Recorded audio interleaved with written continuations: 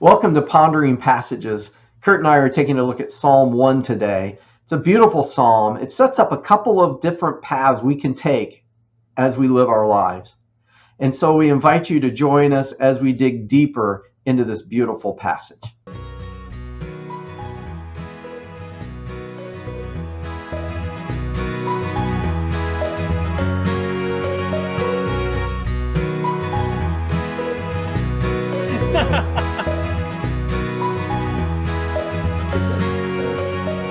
Welcome back to Pondering Passages. We're taking a look at Psalm 1. We've been in the hundreds for a while, but now we are going back to where it all began, and that is Psalm number 1. And I'm here with my good friend.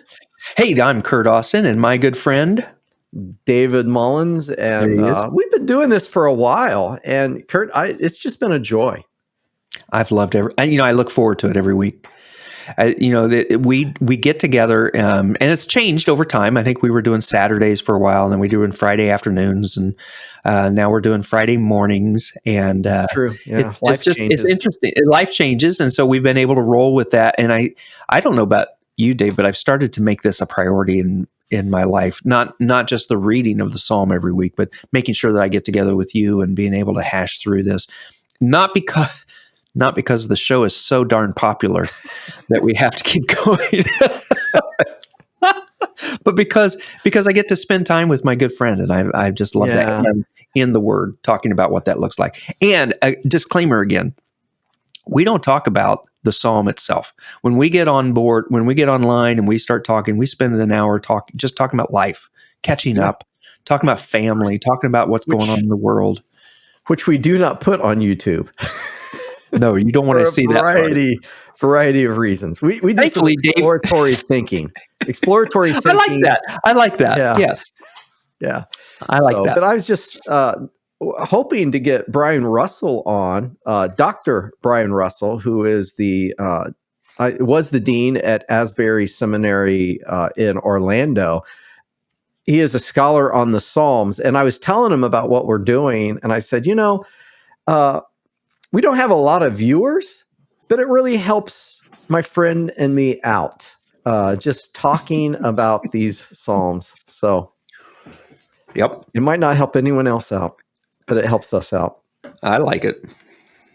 Yeah, and so here we are with Psalm 1. Anything you want to say before we embark on this very first Psalm, or do I go right to it? Let's go right to it. I because the content itself is what really spoke to me this week. Not just that the hierarchy, overarching idea, but the content was really powerful. Oh, I thought you were going to continue. Oh, the joys of the joys of those who do not follow the advice of the wicked, or stand around with sinners, or join in with mockers, but they delight in the law of the Lord, meditating on it day and night. They are like trees planted along the riverbank, bearing fruit each season.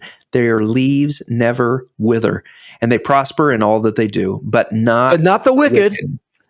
And I don't remember what it must have been NIV. Not so the wicked is what I grew up reading. They are like worthless chaff scattered by the wind. They will be condemned at the time of judgment. Sinners will have no place among the godly, for the Lord, all caps, which is a learning from last week, watches over the path of the godly, but the path of the wicked leads to destruction. Yes. So there you go. And there are some differences in this translation than some others, because a lot of the others begin with "Blessed are those who do not," or "the one who does not," which is actually, I think, that in the Hebrew it's singular, not plural. Yeah, and joining the advice of the wicked is different. I mean, it's very different from what I grew up reading, but the content, but the truth of it is still the same. Yeah.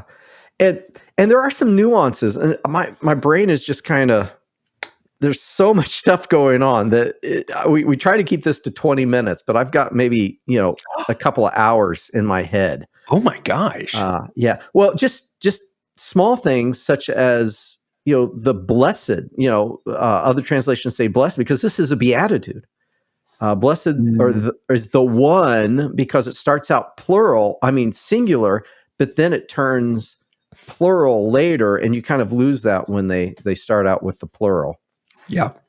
But anyway, it sets up a way of life, literally a way of approaching life. We got two options. Yeah, it's a contrasting psalm, saying here's what brings you blessing, here's what brings destruction, and you can choose between these two, right? Yeah. I have a question for you, Curt. What brings you delight? If you were to think of delight, just that word delight, what brings you delight? Movie theater popcorn. Love that stuff. Okay, but is it a delight? It is. Yeah, it is.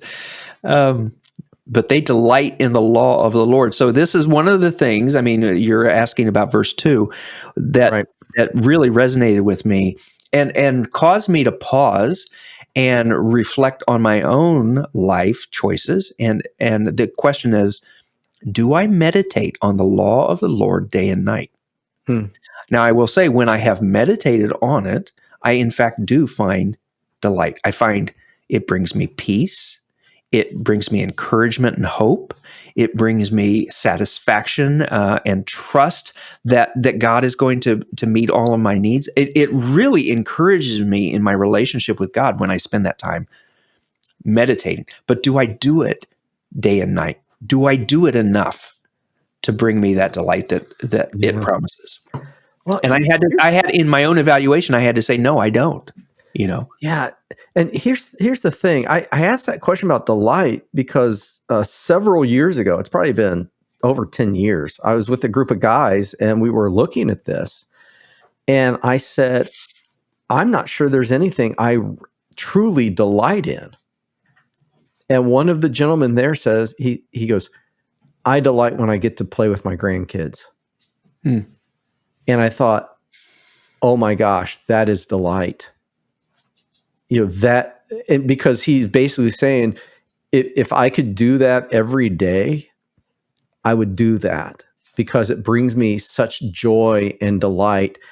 And that's always been a guiding, I guess, comment for me when I see this. And you're really flowing right into that. That if it's truly a delight, it's something that we gravitate toward, that when we have an opportunity, we would do it. Because he says he meditates it on day and night. He doesn't say he's reading it day and night. He's already read it. He's brought it in, and he's So well, and like this. So one of the things that this practice of reading the same psalm every day for a week has done is that it becomes a part of you. It becomes a part of that meditative process to be able to say, for me, verse 3 and verse 4 are that turning point. I love this contrast between this tree planted and never withers versus this worthless chaff. Both products of agriculture, kind of a thing, or plants.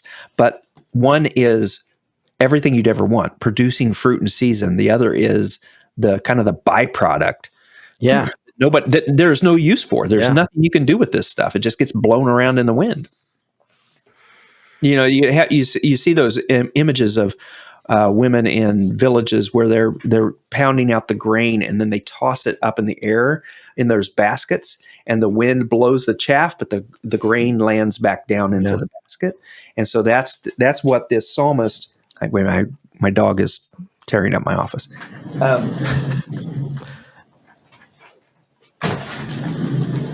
That's the image that the psalmist brings, is that tossing up in the air and that chaff just blown away. It has no purpose. But that's not the way of the life for those who delight in the law of the Lord. And this image of the tree, it's a tree that's been transplanted. It might not have started there, but it's been planted along the riverbank, and that water, that living water that's constantly flowing, brings, enables that tree to bear fruit each season. And I've always loved, it says their leaves never wither, whether winter or summer or good times or bad times, they prosper. But that prosper, it's not the American thought of prospering. It isn't. Okay, then I don't care anymore. Then you're just done. All right, I want that American dream. That's what this promises me.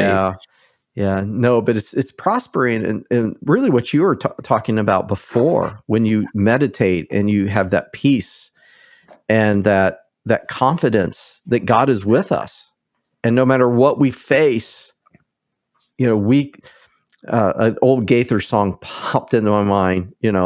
I can face tomorrow because He lives. Yeah.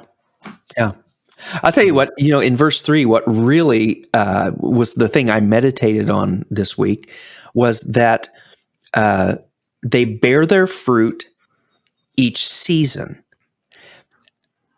Oh, it's not continual.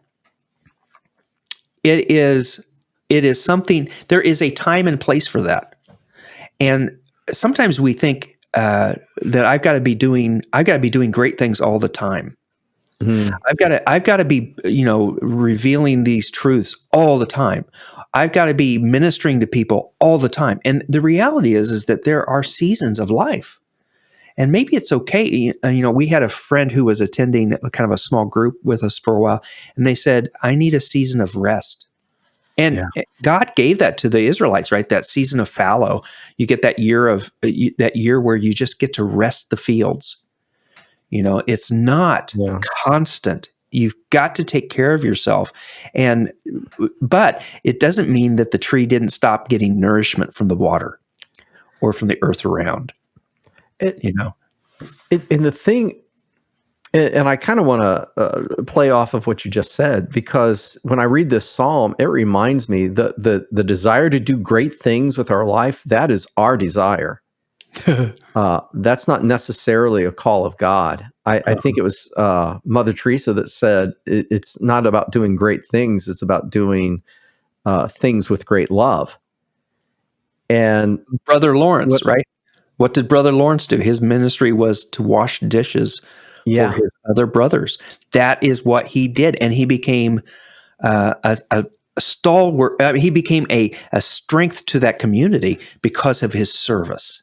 And an example of what it looks like to bask in the presence of God. Yeah. Even when you're doing mundane things. Yeah. And I think sometimes this desire to do great things actually causes us to miss really, I think, what this psalm is getting at, this being in the restful presence of Jesus.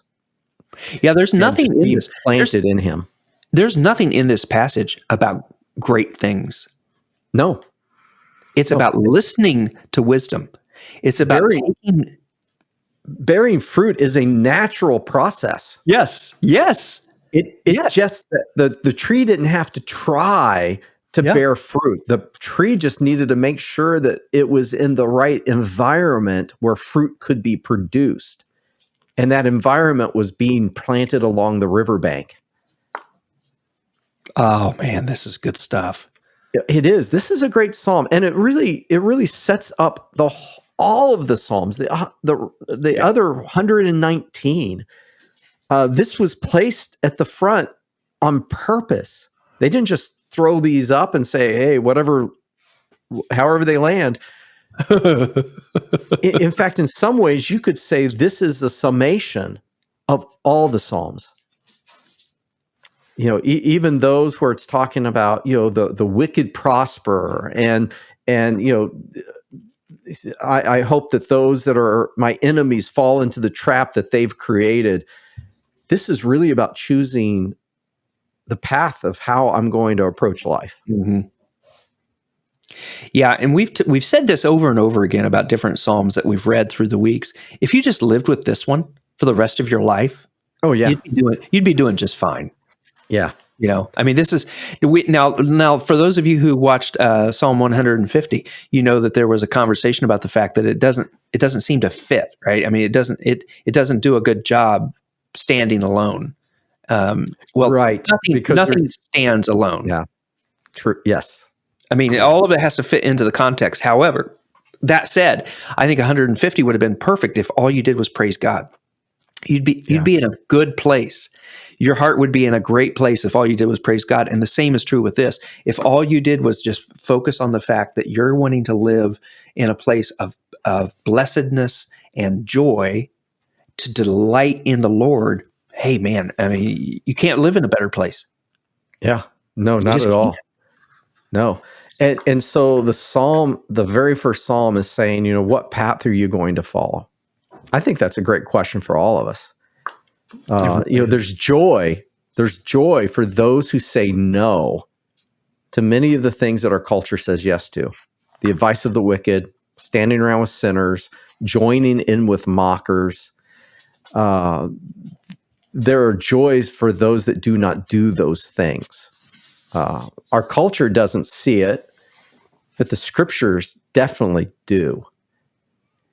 And they see that that's the only way to truly have that fulfilled life, I would say. Yeah. But the wicked,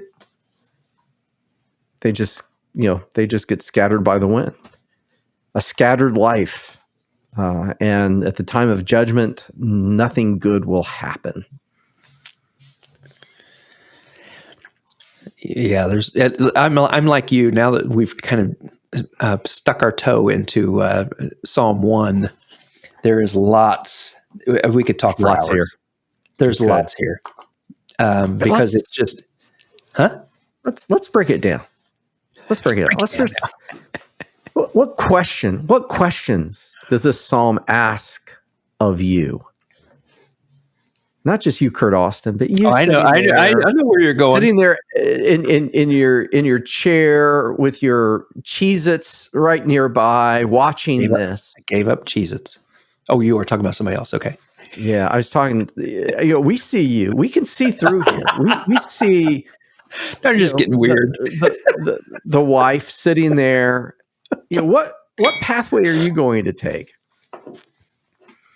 Really, it's a question all of us have to decide. It's day by day, minute by minute. Yeah, it's an everyday question. It's an everyday answer. Every day you are answering that question, whether you mean to or not. One of the things you've been helping me with is to think about what my elder self would look like as not just older, but elder. Yeah. A little wiser, a little more experienced. Well, not a little wiser, but hopefully a lot wiser. Yeah. But this is the kind of psalm that puts that I try to tie that into what my elder self will look like. One who is listening to wisdom, one who is meditating, one who is Mark Hurd wrote a song years ago about the well-worn pages that he learned to love as a boy. He remembers those familiar words.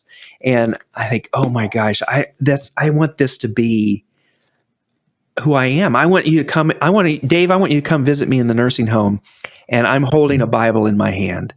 You know, I mean, I want that to be my joy. I want that to be. Stephen Covey talked about starting with the end in mind. Yeah. So what kind of person do you want to be at the end? Yeah. Because the only way you're going to get there is if you start that process today. And I think that's what the Psalm 1 is asking us for. You should grow up to be a preacher. You're really good at this. Oh, I don't know. They just talk way too much. Hey, Dave, thank you so much for helping us. Thanks for being here. For those of you who are joining us, maybe for the first time, or maybe you just need the reminder, we do have ponderingpassages.com, where you can watch our videos, you can listen to our podcast, you can read our blog, you can buy our t-shirts. Oh, we still haven't ordered those t-shirts yet. We need to get on. Yeah, we have no t-shirts.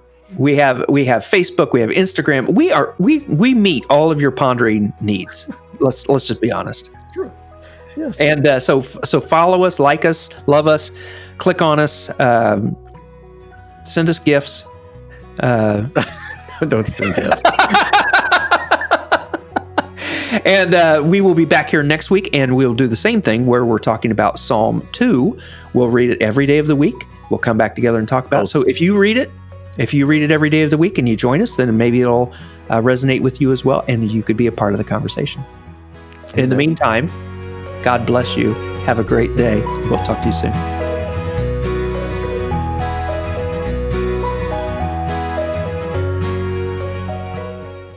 Boom. So anyway, why did the skeleton cross the road, Dave? To get to the other side. No, he had a bone to pick with the chicken. Did you make that up? No, Alexa told it to me the other day. I love Alexa. She's got great humor. Why did the pride? I blew it. Why did the lion cross the road? Because he was proud. To get to the other pride. Get to the other pride. Okay. Yeah. Uh-huh. Hey, Google, tell me a joke. What's a pig's favorite karate move? A pork chop.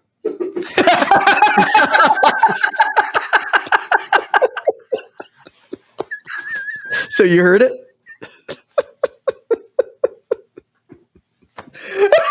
That's just great. That's great stuff.